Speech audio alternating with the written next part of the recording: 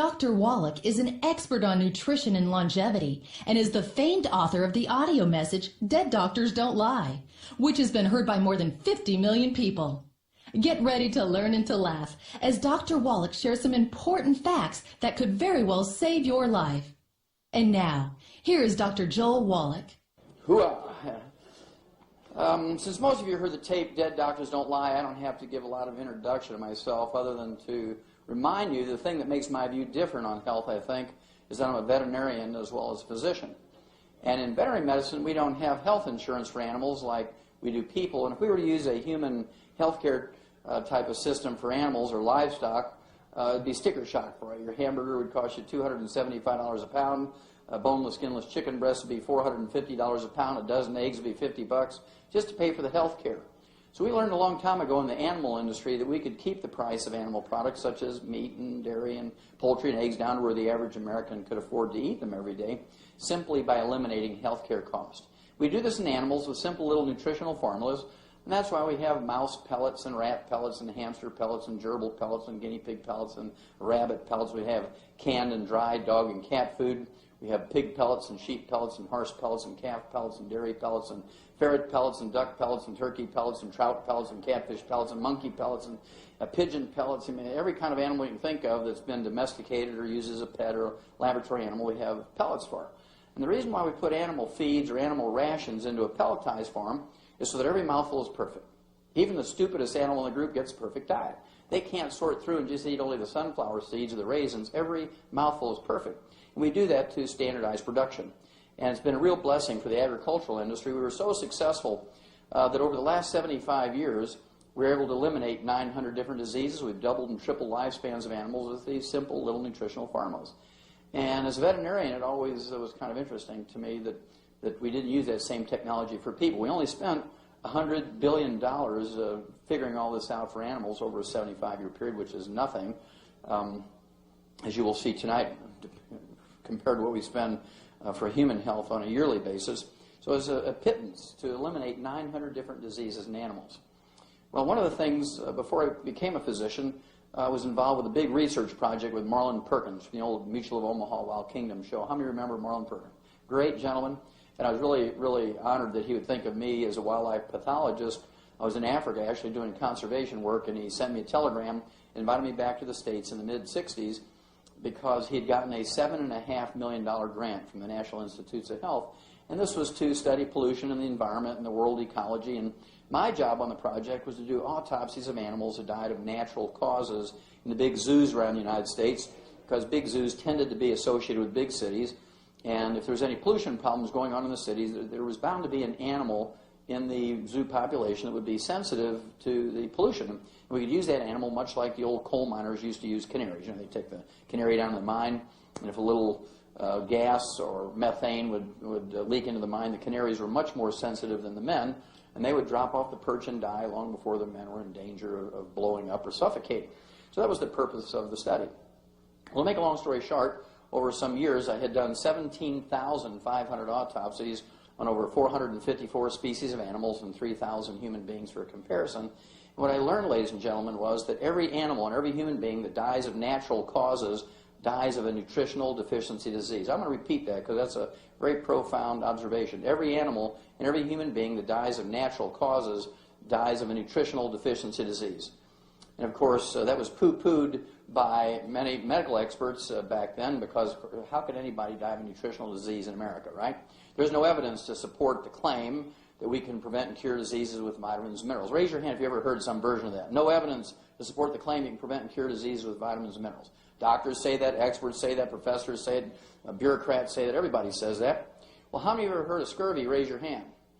Sure, you know you can prevent and cure scurvy with vitamin C? How many of you have heard of rickets? Raise your hand. You know you can prevent and cure rickets with vitamin D? How many of you have heard of goiter? Raise your hand. You know you can prevent and cure goiter with iodine and copper and selenium? How many of you have heard of anemia? Raise your hand. Golly gee, you know you can prevent and cure anemia with iron and copper and folic acid and vitamin B12? And what about things like beriberi with congestive heart failure? You know you can prevent and cure that with thiamine or vitamin B1? And what about pellagra with all the emotional stuff and schizophrenia and diarrhea and all the skin diseases that go along with pellagra? You can prevent and cure that with vitamin B3 or niacin. And all the essential nutrients are called essential nutrients because if you don't have enough, you get diseases. If you get the disease, you take the nutrient, it goes away. So any doctor, any expert, any bureaucrat, any professor, anybody who says there's no evidence to support the claim you can prevent and cure diseases with vitamins and minerals is a fool. And you don't want to have a fool for a doctor. That's the last person you want to have as a fool as a doctor, right? Diabetes. An epidemic disease in the United States. There's 1 million new cases of diabetes every year. There's 32 million diabetics as we speak right now in America. 30 million of the 32 million diabetics are adult onset type 2 diabetics. They make up the bulk of the diabetic population. And adult onset type 2 diabetics make more insulin than non-diabetics. There's not an insulin problem with them. And usually if you're asking about insulin, say, well, I've got insulin. How can I be a diabetic? And so doctors say, well, you've got insulin-resistant diabetes. It's not working. The reason why it's not working is you're deficient in 2 trace minerals, chromium and vanadium, and their cofactors necessary for them to work, which are required by your insulin to work in your body. You can make tons of insulin, but if you don't have those trace minerals, your insulin's not going to work. We learned in 1957 that we could prevent and cure adult onset type 2 diabetes in laboratory animals, pet animals, and farm animals by giving them these 2 trace minerals and their cofactors. This lay dormant for 20 years in human medicine until 1977 when they found out that they could give intravenous chromium and vanadium and their cofactors to people who had diabetes, and they were unconscious from head injuries. They were in a coma. And they were miraculously cured by giving them intravenously these trace minerals and their cofactors. Now you can't say that, oh, well, they just believed that they were going to get cured because they were going to get cured because they're in a coma. They didn't know what was going on. Now, how come your doctor doesn't tell you this stuff? I mean, it's been proven over and over and over in animals. It's been proven over and over and over in people. It's been published in every big medical journal in America and in the world. It sort of comes through every couple of years as renewed, people look at it. It's not like it's a mystery. Every doctor knows this. Why don't doctors tell you this? Well, if a doctor took the less than 2 minutes that I just shared with you, this information, he might get $80 for a long visit, an extended visit, instead of $50 for a standard visit. Make an extra $30. According to the GAO, the General Accounting Office, which is the budget watchdog for the U.S. Congress, your doctor makes, over the 25 to 40 years a diabetic lives after diagnosis, your doctor makes $750,000 for every diabetic patient. So why would he take $30 when he can make $750,000? And most people say, well, my doctor belongs to my church. I got to believe in him. Well, don't let that protect you. Even members of the mafia go to church, right? So I wouldn't bet on that one.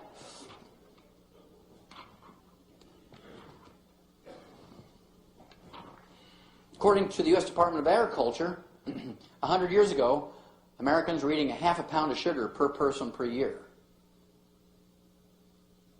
1/2 pound of sugar per person per year. Today, 100 years later, according to the U.S. Department of Agriculture, Americans are eating 157 pounds of sugar per person per year, or now we're eating 1/2 pound a day. So in 100 years, we've gone from 1/2 pound of sugar per person per year to 1/2 pound of sugar per person per day. That, plus the deficiency of these nutrients in our food, has resulted in this epidemic of diabetes. Do you think our genetics has changed that much? I don't think so. If you look in the book Rare Earths Forbidden Cures, one of our books, the guy who's doing all this study on these 2 trace minerals back in the 1950s, actually, Dr. Walter Mertz, went back into the 1940s and began to look at chromium levels in American blood, and he found out there was a big range in 1948, micrograms per liter of parts per billion, 28 to 1,000. In 1971, it dropped to 13. In 72, it dropped to 10. In 73, our chromium levels in our blood dropped to 4.7 to 5.1. In 74, it dropped to 0.73 to 1.6. In 78, it dropped to 0.16. Is it going up or down? It's dropping like a rock. Well, in 1980, it went up 3 times over 1978 values to 0.43. Why did that happen? Remember 1977? They were publishing all these papers on how chromium and vanadium was good for you. And so everybody was taking chromium and vanadium. They were running to health food stores and taking it. And so everybody's blood levels of chromium and vanadium went up. But because they couldn't cure diabetes with chromium and vanadium without all those other cofactors, in 1985 it went back down to 0.13 because people got frustrated because it wouldn't work if you just used those 2 trace minerals without the other cofactors. So between not having enough of these nutrients, the chromium and vanadium and their cofactors in our food anymore, and eating all this sugar, More sugar, less chromium, vanadium. We have an epidemic of adult onset type 2 diabetes.